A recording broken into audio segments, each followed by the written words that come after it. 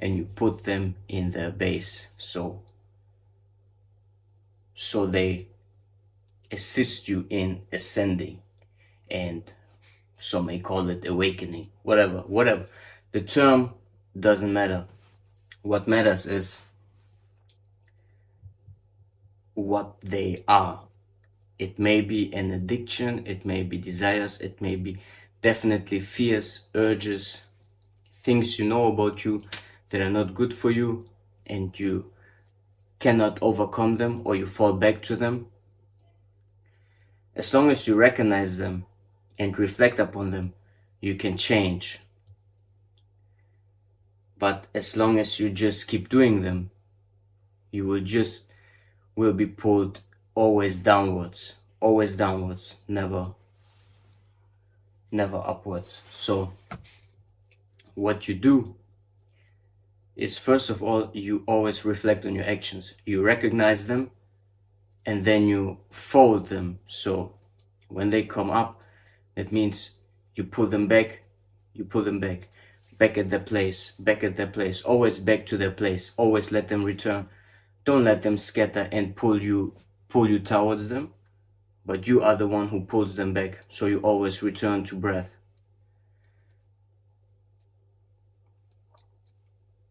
I would have many examples. Maybe I already told them in previous videos, but I would have many examples.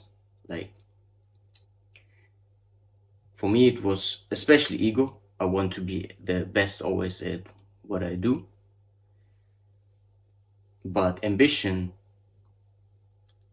can burn a lot of things. While when you act from stillness, it will be much more efficient than just from pure ambition and just pure drive. It is always a balance. Like, doing nothing is bad, doing too much is bad, but doing something from stillness and in rhythm is always good. Same as when you make a decision. When you make a decision out of fear of losing something, it will keep you where you are. If you make a decision down from stillness, while you do not care if you lose some material thing and you do it anyway, you won't lose it and you will gain what you wanted. It is really kind of hard to breathe and act that way in rhythm in life, because we are trained, or I would say like even programmed to function in a certain way, which make us strive for more and more. But it never fills us. I already talked about things like this before, but I mean, this video was actually about the 12 parts, but the 12 parts you have to find out. Maybe you already don't let yourself pull from those 12. Like, there are a lot of things. It is a personal way, even how you fix them. If you fix them, it is your way. Maybe you need someone who helps you with this, to talk with you about this, to reflect, to help you reflect. But who helps you reflect are actually people around you. People around you help you reflect upon that, because they always bounce back to you what you are. Even if they do false things, you react a certain way to them. So it is constant. Like, you have to always reflect upon you. It may be helpful to even write it down, or like ChatGPT is maybe also a way, but it really depends on you how you talk to it. So like, the work is always you sitting, you actually walking the walk in real life, and holding yourself back. Like, okay, you rage in a certain way, so you say, I will stop it, but life will definitely test you if you truly stop it. And it will not test you like in a small way, it will test you in a hard way. Like, it will push and push and push to press you, to form that stillness in you actually. Okay, I'm addicted to porn. It will show you ways that it will be hard not to act upon it, but you have to pull back, and this will strengthen you. This will actually form the true you, because all those things were affecting and controlling you your whole life. And when you start to not let them control you, you actually awaken, so to speak. You ascend. You're not kept down here and loop here. You actually push through the veil, push through the wall, and you receive. You actually receive what you always meant to receive, but it is clogged down here. Like, you have to dissolve all of this down here, and then you actually can draw from the things up there, if that makes sense. And the only way is to master yourself. That is the only way. There is no other way around it. There's only this way. So mastering the 12 parts of you that are actually waiting to be mastered by you, by breathing. Always return to breath. Always act from stillness. And if you ever scatter around, just remember you can always return. It was always was holding you, and it will be what will hold you. It is your breath, your first to your last breath in life. So you decide. That is the only thing you can control, which is your breath, and by breathing in stillness, you control everything around you, because you are the one reacting to everything and not getting pulled into everything around you. So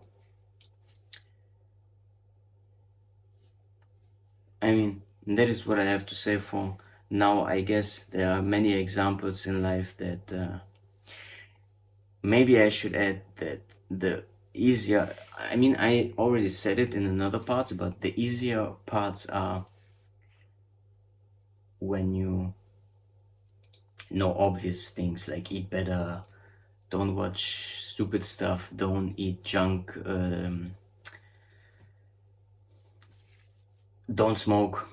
These are the easier, these are like easy addictions. Like, it depends on even if they control you. If they don't control you and you can stop them immediately, they are not really controlling you. So up until then, it's then health reasons for even some people smoke and live 2000 years. I don't know, it doesn't really matter, I would say.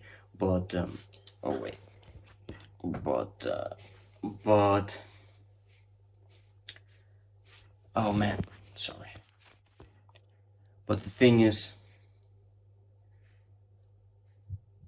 that you are the one deciding, and not the thing or others decide.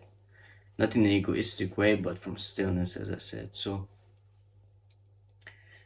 it will get harder and harder to do, because some things where you think you are doing good,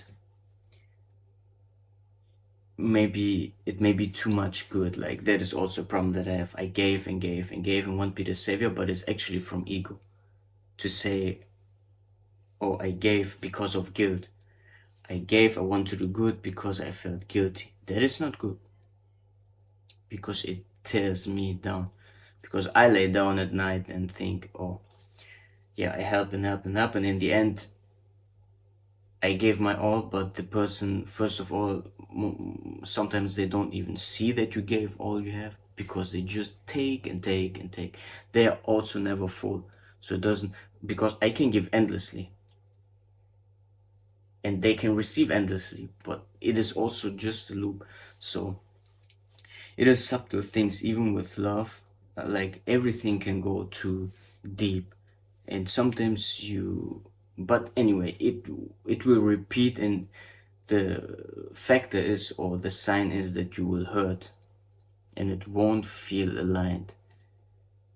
And even like being addicted to that feeling is also something that must dissolve. Like it can go deep where you think, oh, I did the right thing, I must suffer to feel great. No, you don't. Actually, you have to feel good. It is like every day is kind of like a wave. It is like, I mean, in this day and age, maybe it's not really like a wave, but it's still yours to decide how you act upon things that happen. So you ride them, kind of, with breath.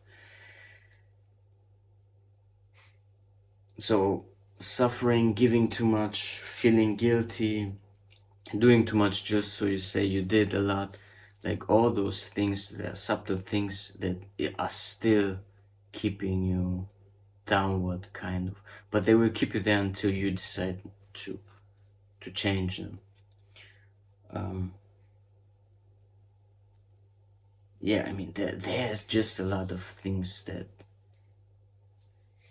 the obvious things are easy, but the more subtle things, they go quite deep. So maybe things that happened in your childhood, maybe things that happen later, shames, fears are really hard to dissolve even alone.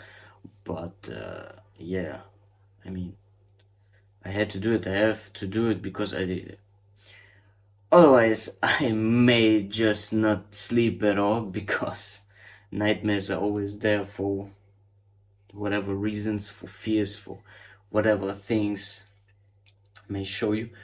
Uh, but anyway, like, that was just examples of the subtle things that still keep you trapped in a way where you think, oh, you're doing the right thing, but actually it's still not. Like, there isn't even right or wrong. There's just, do you live your personal life in rhythm or not?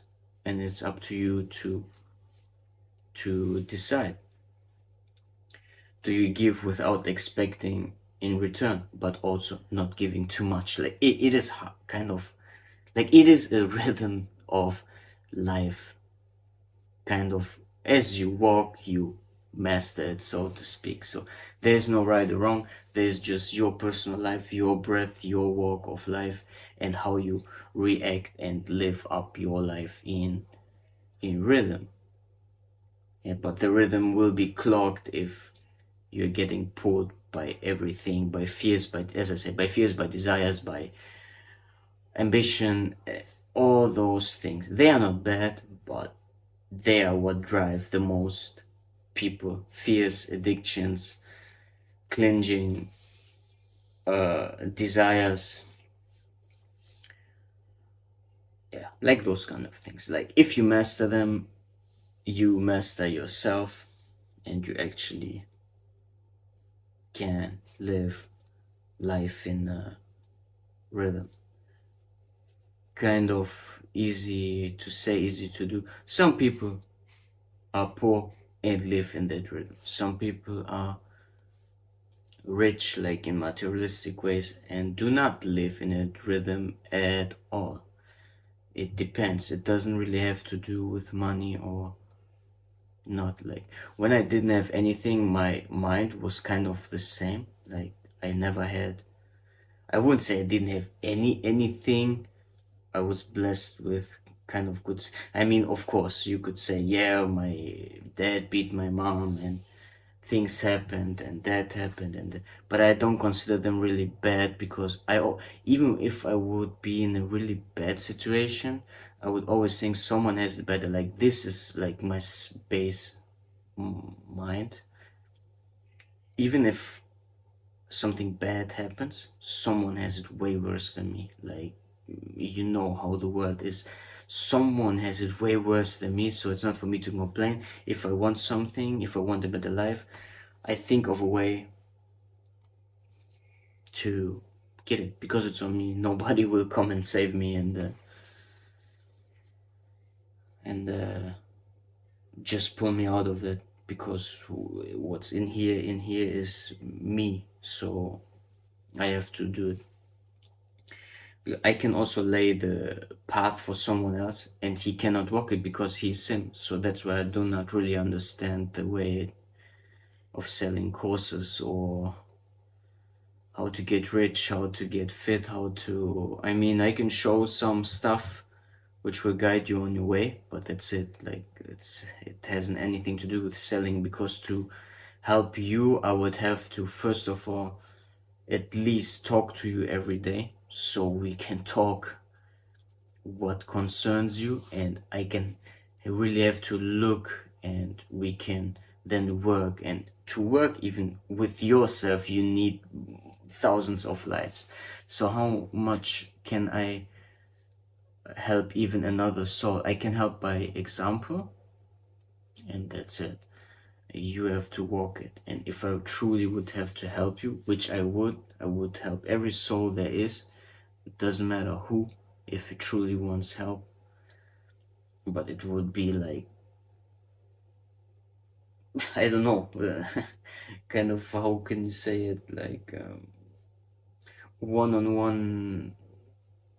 I mean, I'm still walking myself, so anyway.